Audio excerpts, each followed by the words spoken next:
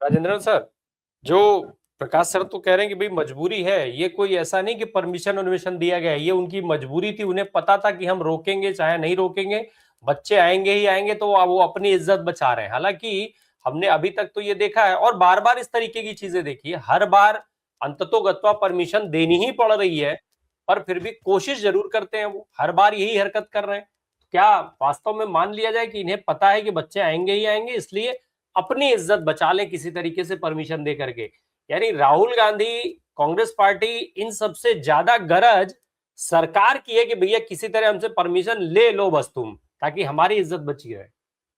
Rajendra sir. Ram Prakash ji, नमस्कार। प्रबल जी को और सर को भी। देखिए, ऐसा है कि अब परमिशन तो देना ही है।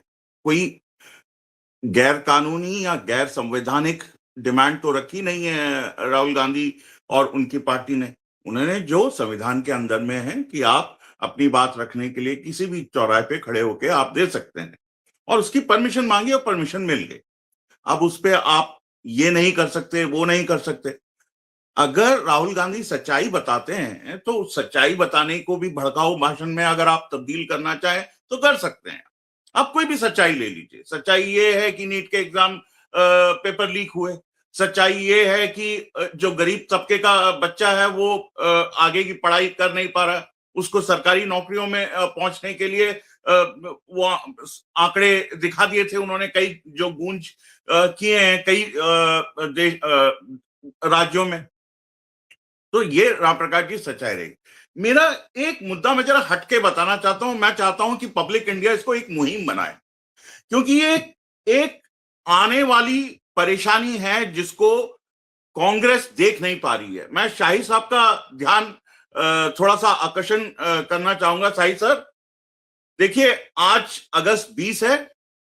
राजीव गांधी जी ने जो वोटिंग उम्र थी उसको करने में जो योगदान किया है 21 से 18, उनका विश्वास था कि 18 साल की उम्र में, क्योंकि मैं इस मुहिम में कई सालों से जुड़ा हुआ हूं, कि 18 साल का जो बच्चा होता है बाकी सब चीजों के लिए आप उसे अडल्ट डिक्लेयर कर देते हैं, वोटिंग के लिए क्यों 21? ये मुद्दा था।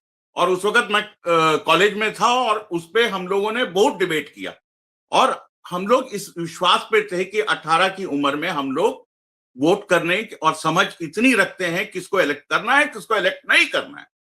शाही साहब, मैं चाहता हूं एक एक एक नागरिक के रूप में, एक पत्रकार के रूप में, कि यह बात पहुंचे कांग्रेस में कि सबसे बड़ी जो दिक्कत आने वाली है कि जो 18 से 29, 18 से 24 के जो ब्रैकेट में बच्चे हैं, अभी एसआईआर में उनके नाम कट रहे हैं। और ये देखा है, दिल्ली के इसमें देखा हुआ है, और राज्य में भी जहां जहां रिविजन हो गए। तो आपका कर्तव्य बन जाता है आज के दिन पे ये प्रण लें कांग्रेस, कि जिस तरह से 18 के बच्चों को एनरोलमेंट कराया जाए उनको, क्योंकि वो लोग, ये उम्र ऐसी भी होती है, पूरे उतावले होते हैं, पूरी एनर्जी होती है, ध्यान नहीं देते, अरे करा लेंगे करके। नहीं, आप लोगों को गूंज में इस बात को भी एक एक वाक्य बोलिए कि अगर आप 18 के हो गए हैं तो एनरोल कराइए अपने आप को जाके वहां पे। क्योंकि अब जब बीजेपी सरकार ने देख लिया है कि सबसे बड़ी दिक्कत उनको इस जनरेशन से आने वाली है, तो वोट अगर कटेंगे तो इन्हीं के कटेंगे। और जो हम लोगों ने अभी तक इतिहास देखा है ज्ञानेश कुमार जी का और इलेक्शन कमीशन का, उसमें मुझे कोई भी संदेह नहीं है कि ऐसे भी कोई कारण निकाले जाएंगे कि जो जंतर मंतर में जो बच्चे आए थे उनका वेरिफिकेशन हुआ है कि भाई आपने प्रोटेस्ट किया है, आपका वोटिंग एलिजिबिलिटी नहीं है। कुछ भी हो सकता है, लेकिन आप लोगों का कथा, अगर आप गूंज कर रहे हैं सिर्फ शिक्षा नहीं, आप शिक्षा की सुधार कर रहे हैं, तो उन बच्चों को भी ये आपको बताना पड़ेगा कि आप अपने कर्तव्य को समझें, अपने दायित्व को समझें। और ये चीज शाही साहब आपको उठानी पड़ेगी। और ये बात अगर पहुंची तो आप देखिए, एनरोलमेंट नंबर जो अभी आए हैं इतने खराब हैं, वो बढ़ेंगे। और देश के लिए बहुत जरूरी है, क्योंकि अगली पीढ़ी वही है। राम प्रकाश जी, ये अभी जब हम बात कर रहे हैं जेन अल्फा की बात कर रहे थे, हम जेन अल्फा की तस्वीरें वीडियोस हमने दिखाई आपको कुछ शहरों के। इस बीच में उत्तर प्रदेश की सरकार ने मुख्य सचिव के माध्यम से एक पत्र जारी किया है, एक आदेशात्मक पत्र जारी हुआ है, जिसमें ये कहा गया है कि आवाज क्यों बंद हो गई? आवाज बंद हो रही है, आवाज नहीं आ रही है। हर जिले के डीएम और कमिश्नर जो है वो बच्चों की हर शिकायत पर नजर बनाए रखें और उनकी सुनवाई करें, बहुत ठीक से उनकी सुनवाई करें। ये आदेशात्मक पत्र उत्तर प्रदेश की सरकार की तरफ से जारी करवाया गया है। अभी हम आपको दिखा रहे थे कुछ जिलों की तस्वीरें, बीते कुछ समय में कई अलग अलग शहरों में इस तरीके की तस्वीरें आई जब बच्चे सड़क पर उतरे, अलग अलग उनकी डिमांड्स थी। और अगर सरकार गंभीरता से वास्तव में समाधान की नीयत से ये आदेश अगर सरकार की तरफ से दिया गया है, तो मुझे लगता है कि शायद एक बेहतर आदेश हो सकता है, होना चाहिए।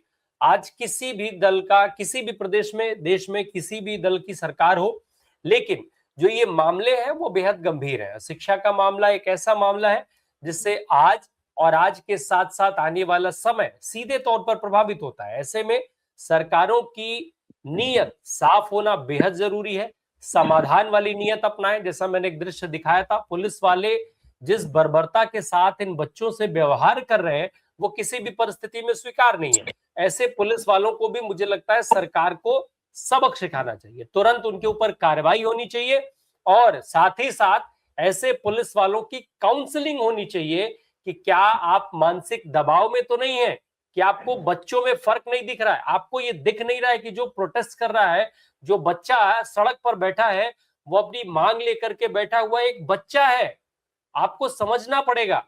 हालांकि ये सवाल तब और बड़ा होकर के खड़ा हो जाता है कि जब इस देश में बड़े बड़े पत्रकार आकर के एक बच्चे के ऑब्जेक्शन पर उनको पाकिस्तान का एजेंट बता देते हैं। आप सबको याद होगा ना वो दूरदर्शन के, क्या नाम है उनका, अशोक श्रीवास्तव साहब, जब वो आकर के पाकिस्तानी एजेंट बता रहे थे उस बच्चे को जिसने सीबीएसई पर 4 सवाल क्या पूछ दिए थे। तो काउंसलिंग तो ऐसे लोगों की भी होनी चाहिए, काउंसलिंग हम पत्रकारों की भी होनी चाहिए। अगर लगे कि मामला गड़बड़ है तो काउंसलिंग होनी चाहिए, ये जानकारी जरूरी हो जाती है। खैर राजेंद्र सर, ये जो हालात है, आज हम जिन जगहों पे बैठे हैं, छात्रों की गूंज कार्यक्रम से सरकार का को जो है वो परेशान हो जाना लाजिम है। भाई ये सरकार 240 पे पहुंची गई है और अब जिस तरीके से विरोध हो रहा है तो फिर तो 24 के लायक भी नहीं बचेंगे, ये सरकार भी समझ रही है। ऐसे में क्या और विकल्प बचते हैं? परमिशन रद्द करना सफल नहीं हो पा रहा है, सरकार के पास क्या विकल्प बचते हैं? फिर क्या करे सरकार? देखिए, सरकार के पास एक ही विकल्प रह गया है कि वो छात्रों की और युवा की बात को समझे और उस पे कुछ काम करे। अब जितने साल रह गए हैं उनकी सरकार में, वो अगर सरकारी नौकरियों में कुछ बदलाव ला सकते हैं, कुछ रिक्रूटमेंट, ये नहीं कि सर्टिफिकेट बांट रहे हैं जो पहले ही उनको मिल चुका है, कुछ नए नौकरियों का प्रबंध करें। स्कूलों में एनटीए को कुछ नहीं, राम प्रकाश जी, आप एनटीए को भंग क्यों नहीं कर रहे हैं, मुझे अभी तक समझ में नहीं आ रहा है। इतनी विफलता के बाद भी आपने उस संस्था को अभी तक रखा हुआ है।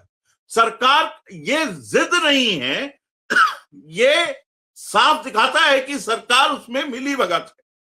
आपको जितने भी झारखंड में किया ना उन्होंने, उस संस्था को, संस्था के द्वारा किए गए जितने भी परीक्षाएं हैं उनको खारिज किया। आप, मैं ये नहीं कह रहा हूं कि एनटीए के द्वारा किए गए एग्जाम को खारिज करिए, आप एनटीए को बंद कर दीजिए ना। और ये मेरी मांग नहीं है राम प्रकाश जी, आप दिल्ली विश्वविद्यालय में चले जाइए, दिल्ली विश्वविद्यालय में हर कॉलेज में ये एक डिमांड है। हर बच्चा जो 12वीं करके सीयूटी देता है, आप उनके और उनके परिवार की जो दशा है उसको आप जानेंगे तो रो पड़ेंगे। देखिए राम प्रकाश जी, अब सरकार के पास कोई विकल्प नहीं है कि जो सही है, मैं ये नहीं कह रहा हूं कि जो सही नहीं है उसको, जो सही है, जहां पे आपको इतने सालों से नाकामी मिली है, विफलताएं मिली हैं, बदल दीजिए। आपने धर्मेंद्र प्रधान को बदला ना, उनसे रेजिग्नेशन लिया, तो किसी की जीत नहीं हुई है। ये आप ही का है कि आपने चलो माना तो ऐसे कि में हाँ तो गलती सबसे हुई बड़ा है। दबाव नरेंद्र मोदी जी के ऊपर आएगा ना, क्योंकि आप देश से लेकर के वैश्विक स्तर तक हर जगह आप फेल हैं। तो सबसे पहले, चाहे वो संघ बदले या भाजपा बदले, सबसे पहले तो नरेंद्र मोदी जी को बदलना पड़ेगा ना, बाकी तो सब बात की बात है। बिल्कुल सही राम प्रकाश जी, लेकिन बात जब तक उनके पास आएगी, पहले अपने संस्था, अपने मंत्रियों को, मंत्रालयों को तो ठीक करें। आपके हर मंत्रालय में घोटाला, आपके हर विभाग में परेशानी, आम आदमी परेशान है, बच्चे परेशान हैं, स्कूल में बच्चे परेशान हैं, आप बाकियों को छोड़िए, कॉलेजों में बच्चे परेशान हैं। प्रकाश साहब ने जिक्र किया आरएसएस का, जिस तरीके से इंट्रूशन है, शाही साहब बोल के गए हैं किस तरीके से इंट्रूशन। राम प्रकाश जी, अगर आपको कोई एक विषय पढ़ा रहा है जो उस विषय में स्पेशलिस्ट ही नहीं है, और उसके बाद भी उसको नौकरी मिल रही है क्योंकि वो आरएसएस का है, तो ऐसे में आप सोचिए कि किस तरीके से गुस्सा छात्रों में रहेगा या ना रहेगा। तो सरकार के पास और कोई विकल्प नहीं है। आप अपनी गलतियों को ना माने, कम से कम उसको सुधारने का कुछ तो दिखाइए कि हम कहां कोशिश कर रहे हैं। जब तक ये नहीं होगा, ये गुस्सा, और आप कोशिश कर लीजिए, छात्रों की गूंज अब तो 800 में उन्होंने कर दिया है। अब 800 जगहों पे अगर आप करेंगे, कितना रोकेंगे आप बताइए? और आप किसको रोकेंगे कि किस बहाने की ये भड़काऊ है, क्या भड़काऊ है कि नीट की परीक्षाएं लीक होना हुई है, इस पे बताना भड़काऊ है? सरकारी नौकरियों में लोगों को नौकरी नहीं मिल पा रही है, ये भड़काऊ है? किस चीज को आप रोकेंगे? वही तो आज तक छात्रों की गूंज में कहा है। कौन सी नई बात कही है? आप उस पे पोस्टर बनाया है, उस पे पीपीटी बनाया है, उसको आप रोकेंगे? राम प्रकाश जी, शायद प्रकाश साहब ने या प्रबल जी ने शायद बताया था कि ये जो एंटी सोशल एलिमेंट्स हैं वो पुणे में घुस सकते हैं और पूरी कोशिश करेंगे। ये बीजेपी का एक तरीका रहा है, और यही चीज जो है सरकार ना करे तो अच्छा है।